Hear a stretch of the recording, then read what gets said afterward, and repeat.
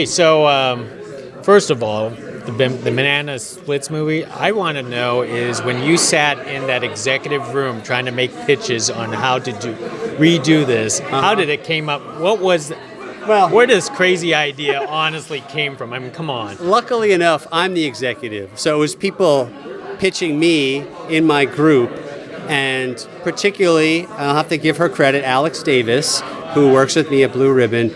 She kept pushing this, and I kept saying, like, wow, Banana Splits. And I love the Banana Splits. I've worked on other versions of Banana Splits, not horror versions, kid versions of Banana Splits. But as soon as we started talking about it, we realized, wow, there's really something there. Now, you know, we work with a lot of franchise characters. Like, I'll use Batman as an example. So there's versions of Batman that's for preschool. There's versions of Batman for 6 to 11-year-olds. I've personally worked on rated R animated Batman films. So there's a lot of different entry points into that character. So why not do that with the Banana Splits? Now, this used to be a children's show, but yeah. aren't you kind of like afraid like the new generation who's not familiar with Banana Splits will now forever know Banana Splits as horror characters? Or what I would like to think is this will introduce it to a new generation, and they will go seek out the other versions of Banana Splits, which is the younger version. Awareness, I think, is great for these characters. So that helps. It helps with the general awareness. And that's not to say that we can't then in the future do a kids show version of Banana Splits. It doesn't preclude that. This is just a different version of Banana Splits. And I'm sure during your childhood you actually watched Banana Splits. Oh, What was your personal impression? I love puppets.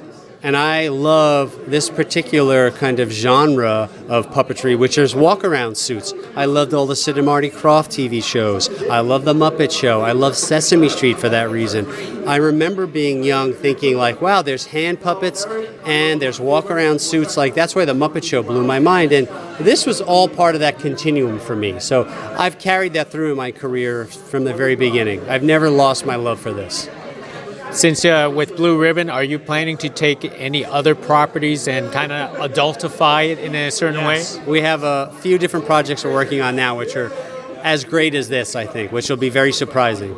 Is it horror or something else? Both horror, sci-fi, drama.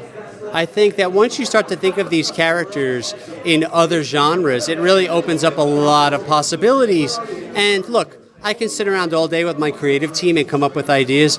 What really matters is that if I can get writers and directors and actors and actresses excited. And this did that. And some of the projects we're working on, directors that I would never have access to are coming and saying, oh, I'd love to work on that. And that's how we really know we're onto something.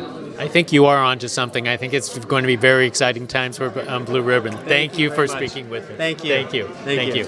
Okay.